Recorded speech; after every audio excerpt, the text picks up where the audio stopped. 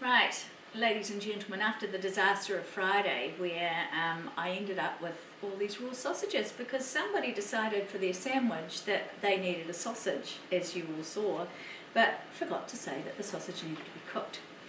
So I had all these sausages that were that I defrosted, and the girl said, "Oh Mum, can you make your sausage rolls that you used to make?" Because I was one of those nasty mothers that never used to let them have sausage rolls for a lunch order. So I used to make their own sausage rolls, and they used to think that I was being really mean. However, I'm going to show you how to make your very own sausage rolls at home, just using sausages, which is quite clever. So all we have to do is we snip the end of the sausage roll, and then what we do, and it looks a bit gross, but what we actually can do is actually take out all the sausage meat from the sausage. So we just literally take all the sausage meat out from the sausage, and automatically it gives us this wonderful base for our sausage rolls. So we're just going to nip the top off it, and we're going to give it a really good squeeze and just take all of that off, all of that out, and it comes out really, really easily. Alright, so I think sometimes we don't make our own because it's just finding the stuff to go in it. It can be a little bit tricky. But these are just as quick and just as nice, and they can also be frozen. So they're pretty cool, and they're a really quick and easy thing to make. Again, we're going to use Mrs. P's cheap pastry that is already done. I use a flaky pastry. And so you can see how quickly it is that we can just get rid of all the skin off the top of these sausages. You can use any sausages you like, and sometimes the spicy sausages are great too, because it just sort of adds a little bit more flavour to your sausage roll. So there we go. So we've just got rid of all that sausage meat from there, and now we add the good bits. So what we're going to add is one small chopped onion. So I'm just going to put that in there like that. I am going to add some grated carrot. If those parents are watching, it's a great way to get some veggies into your kids and they don't even know what's happening. And we are going to, big crash, we're going to add some garlic, because no good cooking would be good without a little bit of garlic. I'm going to use Cheats garlic. You guys know how to crush that garlic like I showed you, so I'll put about half a teaspoon of garlic in there. Now normally what I do is put in like a chutney or something like that, but I haven't got any chutney left, so I'm just going to use good old Watties tomato sauce. I'm going to give that a good little squirt of tomato sauce. And then the real key ingredient, and although it sounds a bit odd, but the key ingredient is grated apple. So I'm going to put some grated apple in there, and you might say, what on earth are you putting grated apple in there for?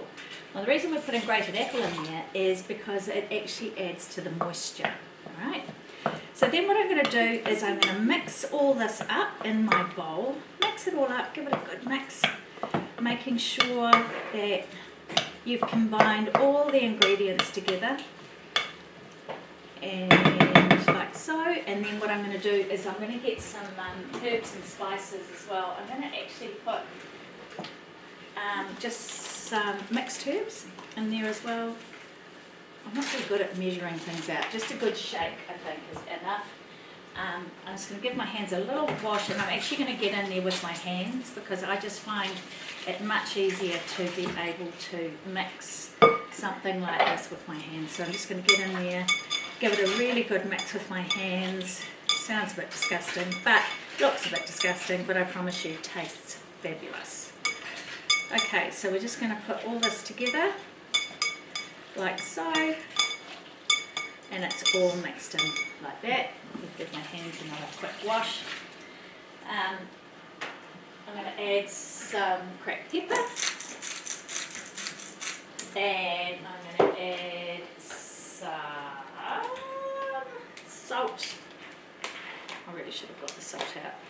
So I'm going to add some salt, just a little bit of salt, if I can open up the packet. About half a teaspoon of salt in there.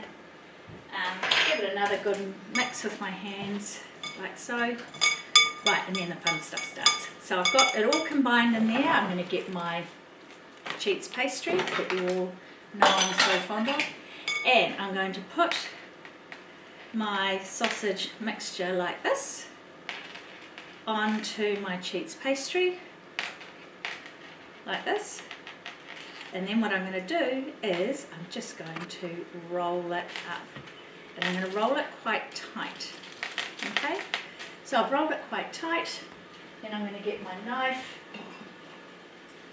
And I'm just going to make a quick cut like that. Roll it up. And take it off. And you can see, make sure that when you put it on your baking tray, you put the seam under the bottom, and then I'm just going to chop them up like so and pop them onto my tray. So just pop them onto my tray like this. It's quite easy just to cut them up like this, pop them up on my tray, making sure the seam, when I talk about the seam I mean the join, okay, so that's the join bit that you want to make sure is down.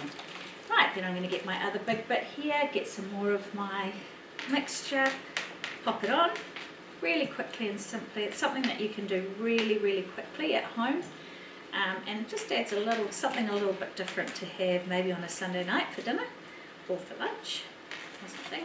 I know my girls enjoy them, especially in lockdown. And then again, cutting it along like so, removing it off so that you've got your roll like this, and then we're going to cut them again and pop them on our tray with that seam down, because if we don't put the seam down, what you might find as it cooks is that it actually comes apart, and you really don't want a big mess there on your tray. Make sure you line your tray like Mrs. P's done. She's just lined her tray. Now you've still got some of these, you've still got some mixture left, and you've got a bit of this, and so basically this is when I just do make a smaller one, and that plastic gets a bit caught.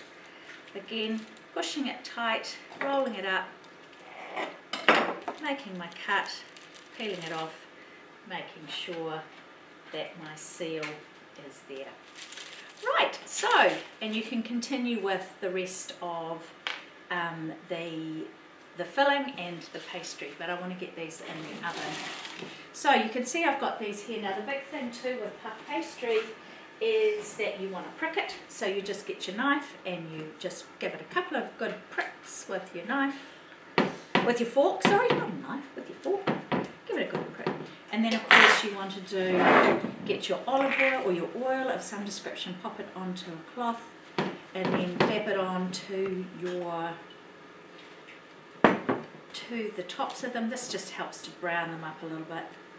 And then another thing I like to do on my one is just put a sprinkle of salt on the top. Just makes it look, adds a little bit more to it as well. Just a little sprinkle of coarse salt onto the top, and then we're going to pop them in the oven for about 20 minutes. So I'll see you soon. So here we are with the magic of television, and our sausage rolls are ready to come out. So I'm going to protect my hands again, as you know, with my oven mitt. So they've been in a fan forced oven for probably about 30 minutes until they're really golden brown, okay, because you want to make sure that the sausage meat is nice and cooked. And so you can see that here they come out of the oven, and you can see that they're nice and all sizzling away.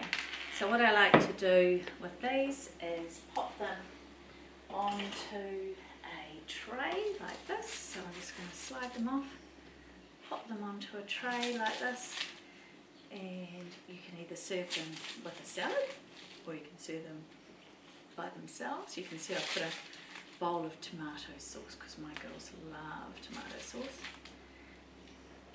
And just like that, you have made your very own sausage rolls. And like I say, you can freeze these, so you can have them frozen in your freezer, or you can make them the day before and then reheat them. And there we go. Just like that, you have your very own sausage rolls. So I hope you enjoy eating those as much as we're going to enjoy eating them. And I look forward to seeing you next week with another lot of cooking with Mrs. P. See you soon.